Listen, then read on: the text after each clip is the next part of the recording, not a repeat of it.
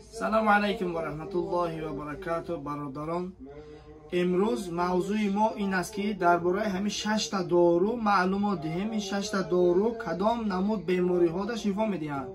ان شاء الله که با دقت گوش کنین برادران، کدام که بیماری را داشته باشن ان شاء الله میتونید که زنگ زنین درباره همین رقمایی که هستن در ما هستن.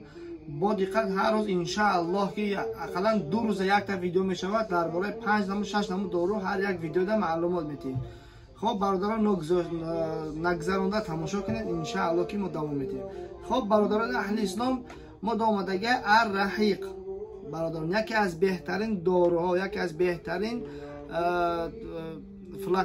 فلاکونای برادران برای بیماری های آسما، کشل، پرستودا، خب کدومی که گریپ میشوه آسما داره برادران، برای همه یکی از بهترین کدومی که خطاکوشون درد میکنه یکی از بهترین روغانو دارن در درونشون چورنیتیمین سمینا ایمبیر добавка شده برادران. اینم خیلی ویگلی میکنه، اینم خیلی فلاکون دای برادران اهل اسلام دمو هست. میتونه که زنگ زنه ان شاء الله که ما با شما را روان میکنیم. نمره در روی اکران. خب برادران اهل اسلام دوام میتیم دیگری دارو را. خب здоровье сердца برادران اهل اسلام کدومی که سرساشون کمتر غم میتیه، سوستاف مثلا که درد میکنه طرف دلشون، هم خیلی طرف ایت پیششون درد میکنه به طرف ایشون درد میکنه به طرف دل میتیه، مثلا همین خیلی بیماری رو داشته باشه هم برادر میتونه که همین здоровье сердца اینم دیدن برادران اهل اسلام همین میتونه که ایما دسترس کنه. این چیزا دما هست برادران با نرخ ارزان ان شاء الله. خب برادران اهل اسلام 60 تا کپسول داره ای با برای چیا مثلا افکتی خوب میتونه نیا کنه برادر. یکی از بهترین چیا پاویشت میکنه ایمونیتت، پاماگاید پری گاستریتا، گوستوی کروف. مثلا اگر کروفتون مثلا گوستوی کروف مثلا که کروفتون بزه باشد، یعنی با زبان خمونگیری با زبان لهجه ترکی غاش باشد یا غاش دیگه باشد، برادر اهل اسلام در همون حالت ای پاماگاد میکنه برای شما. خب این برادران گفتیم برای هم خیلی چیزا برای بیماریهای دل، کسی که بیماریاشون دل دارن مثلا سوستاف دارن با همین چیزا ایرام پاماگاد میکنه برای هم خیلی با هم کروفا توزه میکنه. خب برادران اهل اسلام برای اوجه رفتیم برای درد با برادران اهل اسلام اومدگی در ما اینمی نمود ماز برای سوستاف، برای بوغومو که جایی که درد میکنه برادران اهل اسلام ایچار نیتیمین تیار شده میتونه که شما زنگ زنین برادران اهل اسلام در ما هست ان شاء الله که شفاش الله میتیتون. یکی از بهترین ما در خدمت تجربه کردیم، در خدمت مثلا دیدیم که جایی پامو درد میکنه، پشتمو درد میکنه، که جایی که درد میکنه برادران اهل اسلام میون درد میکنه.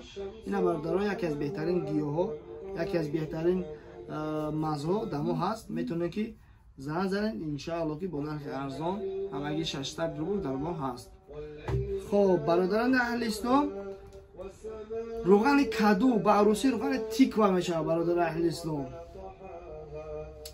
خب روغن تیکوا برادران اهل اسلام پاماگاید پری یازوا کدومی که کدام برادرانی که بیماری ژلودکا دارن، یازوا دارن، گاستریت دارن برادران اهل اسلام میتونه که روغن کدو، همین روغن کدو را با هسته کپسولاش در ما.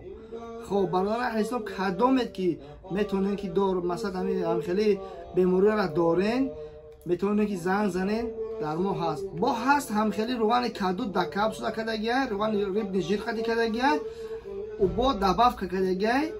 خب خیلبا دادونش خیلبا که دباف چی دوجا برای بودید کمنی مثلا سنگا در همین تلخت داری، در گردت داری، در گیجایی که داری مثلا روغن کدو ژلود کرا توزه میکنه او کمنی مثلا خیلباش گرده را مثلا سنگ گرده را خنده که گرده را میبره روغن مثلا هم خیلی چیو داره برادر اهل اسلام دمو هست، هم کپسولش هم فلاکونش یعنی روغنش. میتونه که زنگ زنین ان شاء الله که در خدمتیم در هم بالا نمره هست. همگی 600 روبل قدر قیمت نیست ان شاء الله. خب برادران اهل اسلام خیلتیت عربسکی، این خیلتیت عربسکی یکی از بهترین گیاها، یکی از بهترین داروها. خب برادران اهل اسلام این پاماگاد میکنه کدام آدمایی که зренишон пастай, помогает улучшать зрение. Хоб бародарон аҳли ислом артерия кров бо масалан кадом бародарое ки ҳастанд масалан буғумошон дард мекунад, масалан рагошон дард мекунад, яъне ҳамин хеле кадом ҳам хеле ҳолато ҳаст ки бародаро паста яъне чувствовать мекунад ки ягон чавуш мекунад, ҳамин раго дард мекунад. Барои ҳам хеле ҳам помогат мекунад. баъд ай ҳамада асосиш бародарои аҳли ислом лечит ҳамин беспилоди лечит беспилодира помогат мекунад. масалан ҳамин системаи асосии мардонагира помогат мекунад.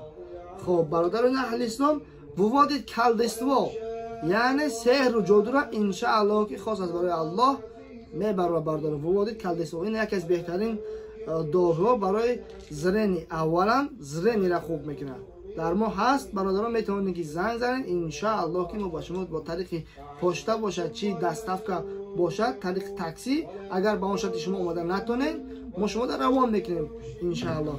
хоб бародарони аҳли ислом омадем дар бораи гинкабило, номаш гинкабило. ина ду намуд гинкабило дорем бародарони аҳли ислом. касоне ки беморӣ и гинкабило барои чи беморӣ? кадом бемориҳое ки масалан ӯ бародаро ки асабонӣ мешаванд, и ҳардаш як ризан ҳарчанд гинкабило просто иш производствош дига, иш производствош дига. бисёр бародаро дамо и буд ай намудаш бо хоҳиш карданд ки ай намудаш биёрен дар инаи чи производствои дига биёрен. ина бародаро инаи производстворо овардем, не ки эффекти хуб медодагиш инами буд. масалан бо хостам бародаро ила биёрем, овардем бародаро. иншааллоҳ ки дидам бародаро проверка кардем, действияти хуб метиҳад. барои чи действият метиҳад бародаро? кадом бародарое ки фаромӯшхотиранд, хоб як тез асабоният мешаванд, асабошон монда шидагия, ягон кас гап зада намефуранд. масалан ба забони лаҳҷаи ҳозира масалан ҳамин асабо полни зириф додагия, бародаро барои ҳамура помогат мекунад асабора. ина бародаро гинкабило дамо ҳаст, ҳамагӣ бо нархи 600 рубл. метавонед ки занг занед бародарони аҳли ислом, дар хизматем. боқи дар амони аллоҳ. салому алайкум. ждите следующий видео. салому алайкум раҳматуллоҳ. бародари ачи дига айдон биромад ки ин мавзӯи ки мо пешниҳод кардем ба баҳри шумо масалан ки ҳар рӯз ҳар як видеода 5-6 дора дар борааш маълумот дием. ҳамин дар бораи ҳамин чӣ гуфтем? масалан ки шумо зид нестен. агар ки имконият боша мақсад ҳамин комментария бинависед фикротона. давом тем ё на тем мақсад набоша не. ассалому алайкум раҳматуллоҳи ва баракатуҳ. акай хори худо чӣ гузанӣ? акай хори? хубен созен. хай бародари ачи дига нагуфта намона ки дастар акай вуҷуд нера дидai? тоқиёи навам. ин хе тоқи тури нав бумада. нахеги боҷени ки. мемуниш паш мебро ососа. нахе тоқиёи тобистона бумада бародаро метуни ки закас кини.